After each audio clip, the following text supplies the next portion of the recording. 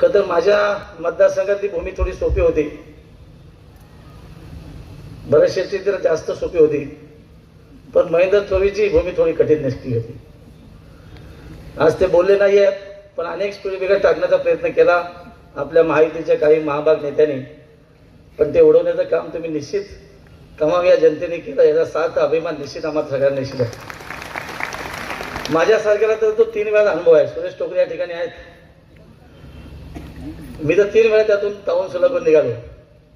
आणि ह्या निवडणुकीत तर अप्पासाहेब बारणे आमचे खासदार साहेब शेवटच्या माझ्या अलिबागच्या सभेला होते.